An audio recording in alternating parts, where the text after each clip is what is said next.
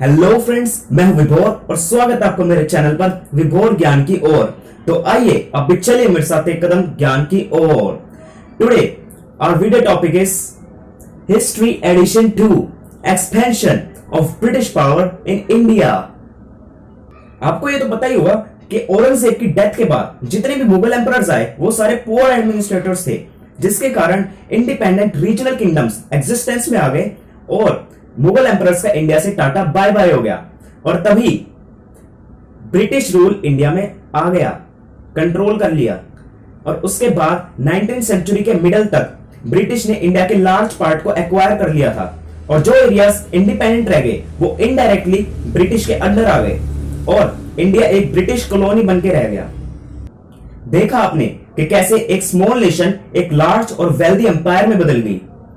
सबसे unbelievable story Indian history में British लोगों के आने की थी। उन्होंने ये पहले से सोची हुई प्लानिंग नहीं थी। उन्होंने एक ट्रेडिंग कंपनी की तरह शुरुआत की जो कि बाद में चलकर पॉलिटिकल इंटरेस्ट में डेवलप हुई और हमारे रिसोर्सेज पर लालच आया और धीरे धीरे इंडिया पर कंट्रोल ले लिया। इसी के साथ हमारा first point, expansion of British from rulers to traders. British को हमेशा से इंडिया के रिसोर्सेज और वेल्थ पे लालच था, जिसके लिए उन्होंने सी रूट ढूंढने की कोशिश भी की और उन्होंने ढूंढ भी लिया। क्वीन एलिजाबेथ ने 1600 में इंग्लिश ईस्ट इंडिया कंपनी को किराए पे लिया ताकि वो एशिया के साथ 15 साल तक का ट्रेड डेवलप कर सके। कंपनी के पास यही एकमात्र अधिकार था जिससे कि वो ईस्ट के साथ ट्रेड कर सके। कंपनी को मसालों के लिए ट्रेड करना था। इंडियन के मसाले यूरोपियन मार्केट्स में बहुत फेमस थे, जिसको वो सस्ते में खरीदकर यूरोपियन मार्केट्स में महंगे दाम पर बेचकर ह्यूज प्रॉफिट्स कमाते थे, जिससे कि कंपनी के मजे ही मजे। आपको एक बात और बता दूं कि यूरोपियन पावर्स में सबसे पहले पोर्टुगीज थे जो इंडिया में आए थे, जिसमें कि वास्को डे गामा 420 में 1498 को इंडिया में कैलिकट में आए थे। जिसके बाद और दूसरी यूरोपियन ट्रेडिंग कंपनीज भी आई। Portuguese set up trading post in India. उन्होंने गोवा, कोचिन, दामन एंड दीव में सेटलमेंट्स ढूंढी। जिसके बाद दूसरी यूरोपियन कंपनीज जैसे कि डच एंड फ्रेंच एस्टैब्लिश हुई। French English East India Company 1642 में एस्टैब्लिश हुई और Dutch English East India Company 1602 में एस्टैब्लिश हुई। The British ships first arrived in India in Surat in 1608 और 1612 में उन्होंने सूरत में ट्रेडिंग पोस्ट सेटअप की। 1615 में सर थॉमस रॉय ने एक एम्बेसडर भेजा मुगल एम्परर जहांगीर के कोर्ट में यह पूछने के लिए कि क्या ट्रेडिंग पोस्ट इंडिया में सेटअप कर सकते हैं। By the middle of 1600 company ने मद्रास यानी चेन्नई, कैलकाटा यानी कोलकाता और बॉम्बे यानी मुंबई में ट्रेडिंग पोस्ट या बोले की फैक्ट्रीज डेवलप कर चुकी थी।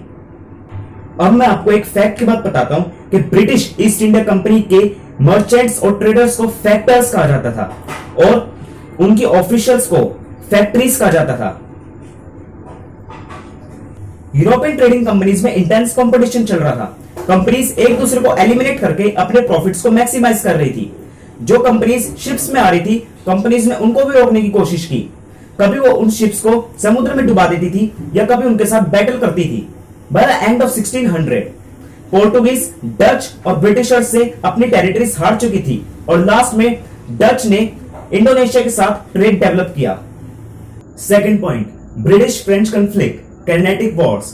जब कंपनीज के बीच राइवलरी चल रही थी तो ब्रिटिश और फ्रेंच कंपनी के बीच कांस्टेंट कॉन्फ्लिक्ट चल रहा था। फ्रेंच कंपनी का ट्रेड 10 टाइम्स बढ़ चुका था, जो कि इंग्लिश कंपनी के लिए थ्रेट बन चुका था। Dupleix French East India Company का गवर्नर बन के आया। गवर्नरशिप के टाइम पर फ्रेंच ईस्ट इंडिया कंपनी अपने पीक पर थी। एंग्लो फ्रेंच राइवलरी इंपॉर्टेंट थी as it played an important role in shaping the course of modern India. इनके बीच 3 वॉर्स हुई 1746 और 1763 के बीच में। इन्होंने कैनेटिक रीजन में लड़ाई की, इसलिए इस वॉर को कैनेटिक वॉर नाम दिया गया।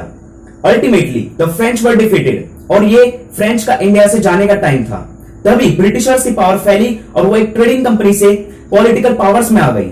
अब एक चीज मैं आपको बता दूं कि बॉम्बे 1662 में ब्रिटिश के अंडर आई और उन्होंने 1668 में इसे ईस्ट इंडिया कंपनी को हैंड ओवर कर दिया 1 साल के लिए 10 पाउंड लेकर।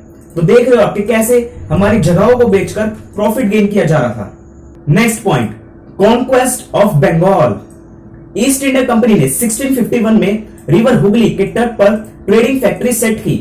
उन्होंने बंगाल की उपकारिक जमीन पर कब्जा करते हुए अपनी ट्रेडिंग सेटलमेंट को आगे बढ़ाया।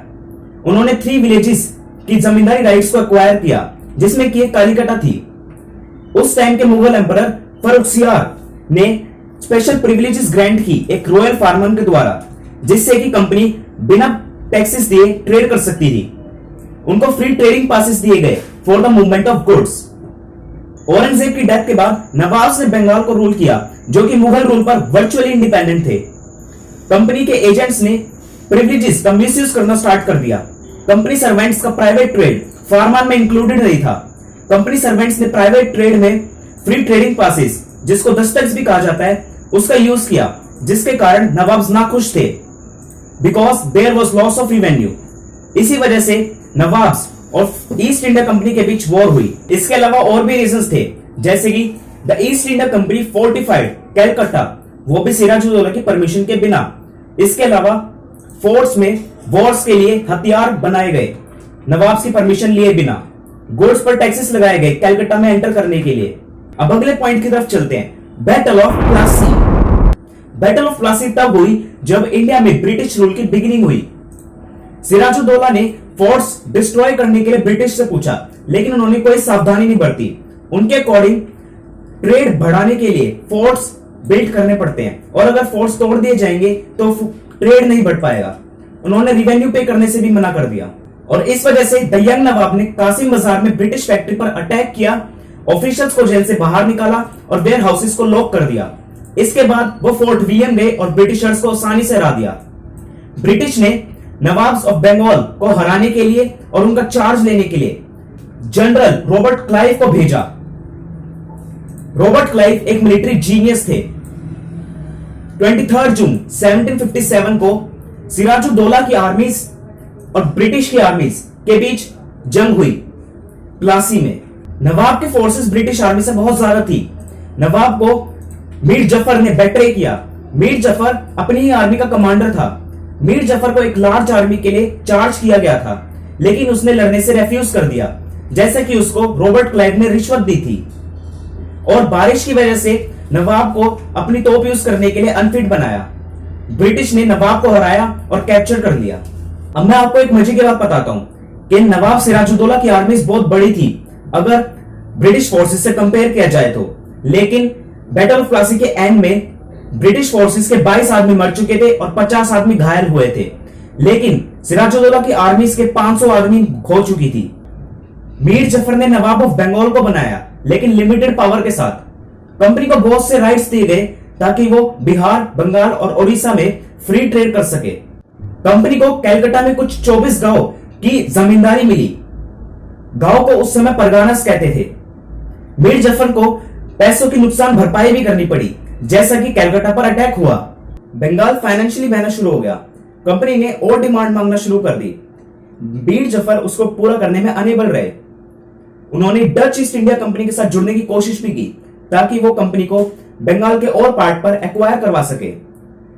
मीर जफर के सन इन लॉ मीर कासिम ने फिर नवाब ऑफ बंगाल को बनाया। उन्होंने कंपनी को ऑफिशियल गिफ्ट्स दिए जो कि 27 लाख के थे, और 3 और डिस्ट्रिक्ट्स की जमींदारी भी दी। इस बैटल के बाद कंपनी को बंगाल के रीजन पर कंट्रोल मिल गया। अब ब्रिटिश बंगाल के ट्रेड और कॉमर्स पर बिजनेस करने लगी और बंगाल के रीजन को लूटा।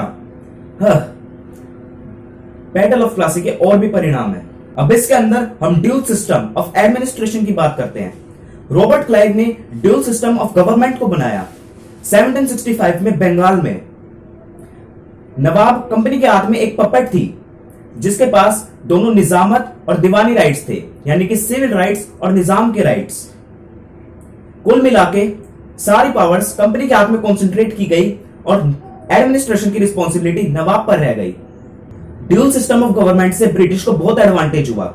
उनके पास अब पावर थी बिना किसी रिस्पॉन्सिबिलिटी के लिए।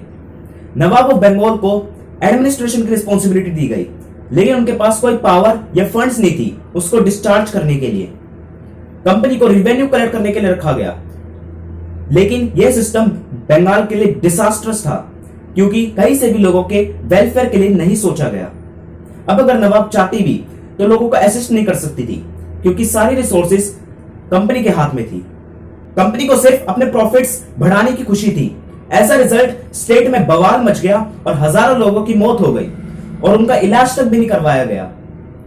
बंगाल के पीजेंट्स ने ग्रेटली सफर किया क्योंकि एग्रीकल्चर के रिवेन्यू डिमांड्स के लिए मना कर दिया गया था।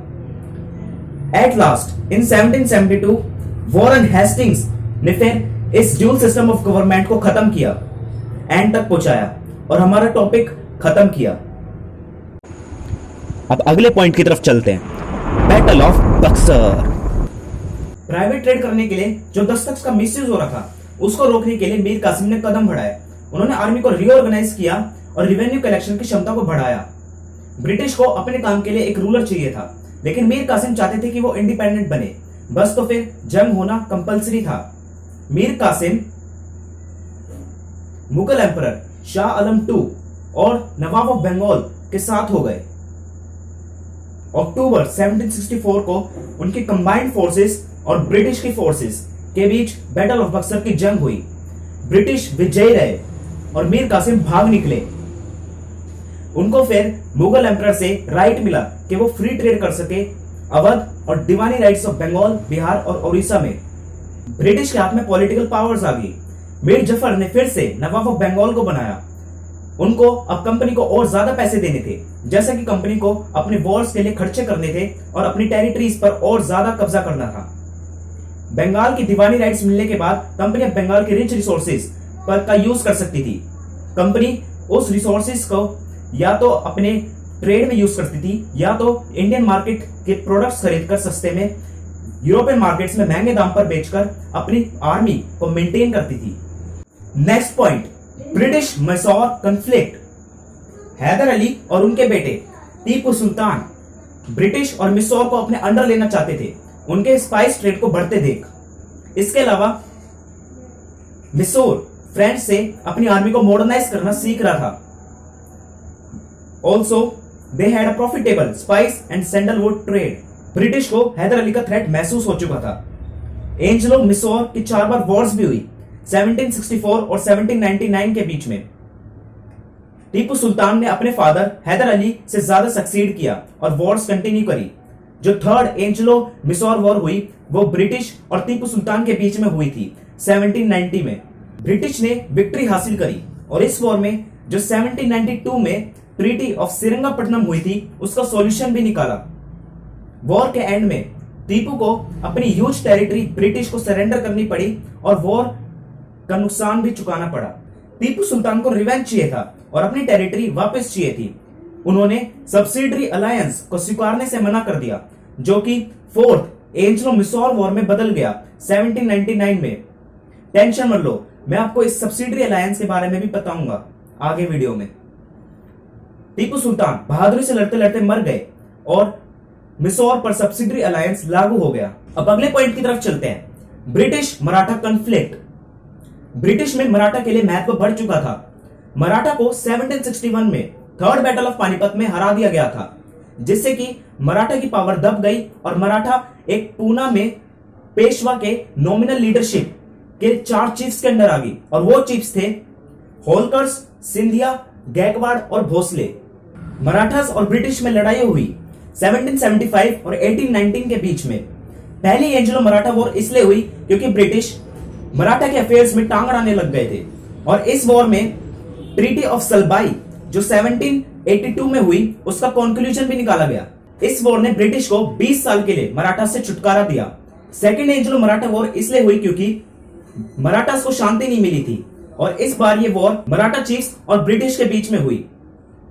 इस बार भी ब्रिटिश जीते और 3 और ट्रीटीज भी साइन हुई मराठा एम्पायर और ब्रिटिश एम्पायर के बीच, और इसके बाद इंडिया की बहुत सी टेरिटरीज ब्रिटिश के अंदर आ गई। अब मैं आपको एक बात बताता हूं कि ट्रीटी ऑफ सेरिंगापट्टनम के अकॉर्डिंग टीपू सुल्तान के सन्स को बंदी बनाकर रखा गया था ब्रिटिश ने। थर्ड एंग्लो मराठा वॉर इसलिए हुई थी क्योंकि मराठा को अपनी इंडिपेंडेंस चाहिए थी। इस बार भी मराठा हार गए और ब्रिटिश पावर इंडिया में एक सुप्रीम पावर बन गई और मराठास अब कंप्लीटली खत्म हो गए थे। ये टॉपिक बहुत बड़ा है, इसलिए हम इसको नेक्स्ट वीडियो में कंटिन्यू करेंगे।